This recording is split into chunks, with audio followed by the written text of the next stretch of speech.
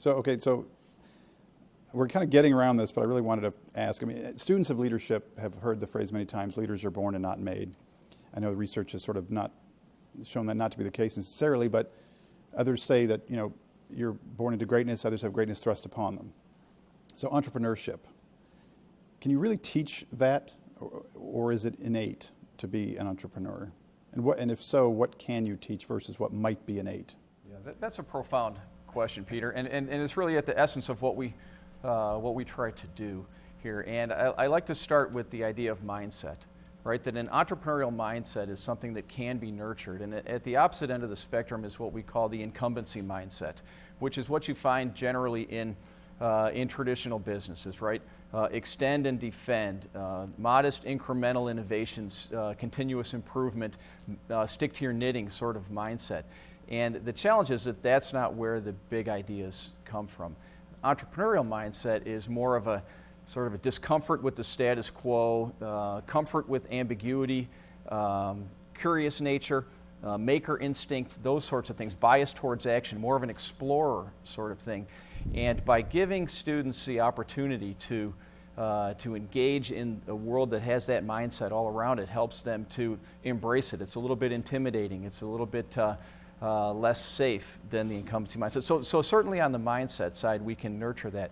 Then there are a whole suite of new and now emerging but proven techniques and methodologies that we can give them experience, muscle memory, if you will, working with things like agile development and business model validation and things of that nature. You put the two together and you create both the capability but also the confidence to become more entrepreneurial. Pooya, what's your view on that topic? Since for me it's too long ago to kind of remember how it all happened. So how about yourself? Yeah, sure. I think that there are parts of it that you can learn. There's parts of it that you have to live. And then I think there's parts of it that you have to be, kind of along with what Sam is saying. So, I mean, certainly you can study what companies have done in the past and what has worked, what hasn't worked. And I think essentially being an entrepreneur is a lot like studying to be a general manager of a business. So you obviously have to understand finance, you have to understand accounting, management. These are all disciplines that you can learn in school.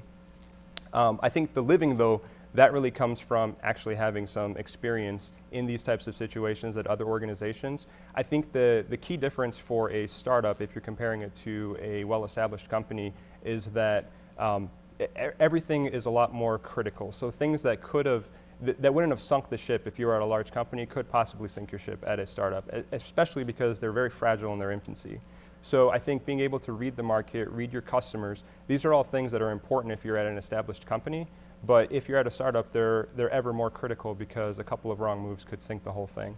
And then I guess finally, the B part, I would really say that entrepreneurship isn't for the faint of heart. If you're very risk averse, this probably isn't the line of work for you. There are a lot of sleepless nights in starting any kind of new thing that's new to the world, and particularly if it's disruptive. So I think it definitely takes a certain type of person. Now you can adapt and grow in that over time, but there's a certain something that has to be there for you to be extremely successful. It has to be the case. I'm really hoping that's the case because I see, I'll watch something and I'll see, God, I've had that idea for years, or what a great idea. I've had that idea before and I have great ideas. And then it's that getting off the couch and doing something about it is really the part that you're talking about, the mindset. You're talking about that desire to actually make it happen. Yeah. And that to me is where there's a big divide from people who have a great idea and then people who actually make it happen. So is that the part you can help teach as well, getting people off their rear ends to do it?